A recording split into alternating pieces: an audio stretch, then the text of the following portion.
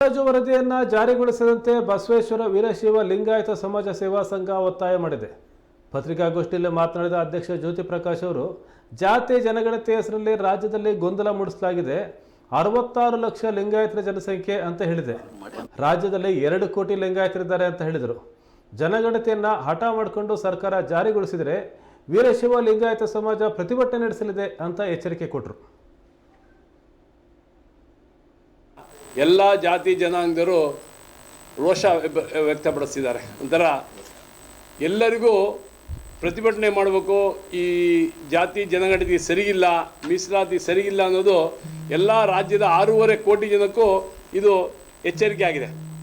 ಯಾಕಪ್ಪ ಅಂದರೆ ಇತ್ತೀಚೆಗೆ ನೀವು ನೋಡಿದ್ದೀರಾ ಪತ್ರಿಕೆಯಲ್ಲಿ ಅವೈಜ್ಞಾನಿಕವಾಗಿದೆ ಅಂತೇಳಿ ಈಗಲೂ ಸಹ ಡಿ ಸಿ ಆಫೀಸ್ ಮುಂದೆ ನಮ್ಮ 100 ಜನ ಹುಡುಗರಲ್ಲಿ ವೀರಶೈವ ಲಿಂಗಾಯತ ಹುಡುಗರಲ್ಲಿ ಡಿ ಸಿ ಆಫೀಸ್ ಮುಂದೆ ಪ್ರತಿಭಟನೆ ಮಾಡ್ತಾ ಇದ್ದಾರೆ, ಮೆಮೊರಂಡಮ್ ಕೊಡ್ತಾ ಇದ್ದಾರೆ. ಇಡೀ ಜಾತಿ ವ್ಯವಸ್ಥೆ ಅವೈಜ್ಞಾನಿಕವಾಗಿದೆ ಎಂದು ಸುಮ್ಮನೆ ಜಾತಿಗಳಲ್ಲಿ ಗೊಂದಲವನ್ನು ಸರ್ಕಾರ ಸೃಷ್ಟಿ ಮಾಡ್ತಾ ಇದೆ.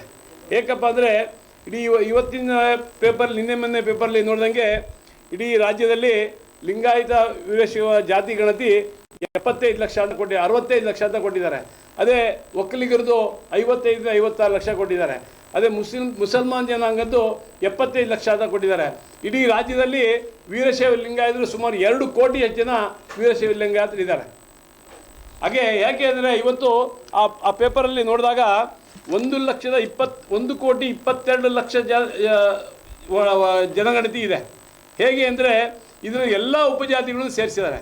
ಉಪಜಾತಿಗಳಲ್ಲಿ ಕೋರಿ ಶೆಟ್ಟಿ ಇದ್ದಾರೆ, ಬಣಜಿಗ ಇದ್ದಾರೆ, ಸಾಧು ಲಿಂಗಾಯತ ಇದ್ದಾರೆ, ಕುಂಬಾರ ಲಿಂಗಾಯತ ಇದ್ದಾರೆ, ರೆಡ್ಡಿ ಲಿಂಗಾಯತ ಇದ್ದಾರೆ, ಗಾಣಿಗ ಲಿಂಗಾಯತ ಇದ್ದಾರೆ, ನೊಣಬ ಲಿಂಗಾಯತ ಇದ್ದಾರೆ, ಪಂಚಮಶಾಲಿ ಲಿಂಗಾಯತ, ಗೌಳಿಗ ಸಮಾಜ, ಜಂಗಮ ಸಮಾಜ, ಮಲೆಗೌಡರು, ಹೀಗೆ ಸುಮಾರು 122 ಉಪಜಾತಿಗಳು ಸೇರಿ 2 ಕೋಟಿ ಜನ ಇದ್ದೇವೆ. ಅದರಲ್ಲಿ ತಪ್ಪು ಕಲ್ಪನೆ ಕೊಟ್ಟಿದ್ದಾರೆ 1 ಕೋಟಿ 22 ಲಕ್ಷ.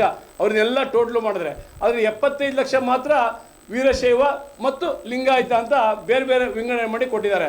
ಅದೇ ಇವತ್ತು ಮುಸಲ್ಮಾನ್ ಸಮಾಜಕ್ಕೆ 75 ಲಕ್ಷ ಕೊಟ್ಟಿದ್ದಾರೆ. ಮುಸಲ್ಮಾನ್ ಸಮಾಜ ಅಲ್ಪಸಂಖ್ಯಾತರು ಅಂತ ಹೇಳ್ತಾರೆ. ಆದರೆ ಇಷ್ಟೊಂದು ಜನಸಂಖ್ಯೆ ಇರೋರು ಹೇಗೆ ಅಲ್ಪಸಂಖ್ಯಾತ ಆಗ್ತಾರೆ? ಈಗಾರೋ ಈ ಜನಗಣತಿ ಸರಿ ಇದೆಯೋ ಇಲ್ಲೋ ನಮಗೂ ಗೊತ್ತಾಗ್ತಾ ಇಲ್ಲ. ನಾವು ಸರ್ಕಾರಕ್ಕೆ ಒತ್ತಾಯ ಮಾಡೋದು ಅಲ್ಪಸಂಖ್ಯಾತರ ಸವಲತ್ತನ್ನು ತೆಗೆದುಹಾಕ್ಬಿಟ್ಟು ನಮ್ಮ ಜೊತೆಗೆ ಸೇರಿಸ್ಬಿಡಿ, ಅವರಿಗೂ ಅದು ಒಳ್ಳೆಯದು. ಹಾಗಾಗಿ ಇವತ್ತು ಈ ಒಂದು ಜನಗಣತಿ ನಮ್ಮ ಅಖಿಲ ಭಾರತ ವೀರಶೈವ ಮಹಾಸಭಾದ ರಾಷ್ಟ್ರೀಯ ಅಧ್ಯಕ್ಷರಾದ ಶಾಮನೂರ್ ಶ್ರೀಶಂಕರವರು ಸಹ ಹೇಳಿಕೆ ಕೊಟ್ಟಿದ್ದಾರೆ. ಮುಂದಿನ ದಿವಸದಲ್ಲಿ ನಾವೇ ಇನ್ಮೇಲೆ ಇದನ್ನು ಜನಗಣತಿ ಮಾಡಿ ಎಷ್ಟು ವರದಿ ಇದೆ, ಏನಿದೆ ಅದ್ರ ಬಗ್ಗೆ ಡಿಟೇಲ್ ಚರ್ಚೆ ಮಾಡ್ತೀವಿ ಅಂತ.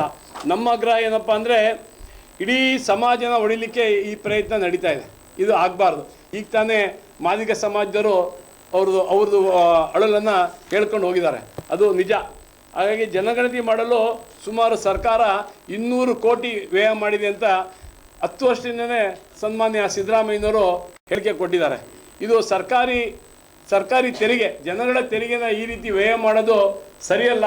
200 ಕೋಟಿ ಗಟ್ಟಲೆ ಖರ್ಚು ಮಾಡಿ ಇಂಥ ಒಂದು ಅವೈಜ್ಞಾನಿಕವಾದ ಜನಗಣತಿ ಕೊಡೋದು ಸರಿಯಲ್ಲ ಅಂತ ಅನಿಸಿಕೆ. ಇಡೀ ಕರ್ನಾಟಕದಾದ್ಯಂತ ಎಲ್ಲ ಸಮಾಜದವರು ಈ ಒಂದು ರೀತಿಯ ದಳ್ಳೂರಿ ಆದ ಹಾಗೆ ಈ ಜನಗಣತಿ ಬಗ್ಗೆ ತಿರಸ್ಕಾರ, ಪ್ರತಿಭಟನೆ ಬರ್ತಾ ಇರೋದು ತಮಗೆಲ್ಲ ಗೊತ್ತಾಗಿದೆ. ಇದು 10 ವರ್ಷ ಹಿಂದೆ ಮಾಡಿರ್ತಕ್ಕಂಥ ಜನಗಣತಿ.